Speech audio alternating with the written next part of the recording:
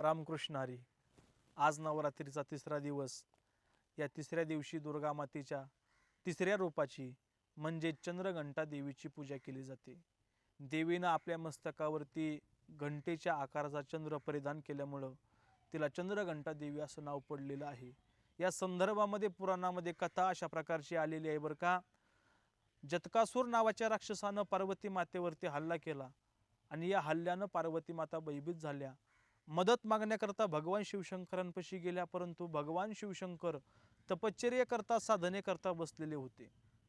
परंतु भगवान शिवशंकरांनी काय केलं, पार्वती मातेच्या आंतरिक शक्तीची जाणीव पार्वती मातेला करून दिली आणि आता मात्र पार्वती माता युद्ध करण्याकरता सज्ज झालेली आहे.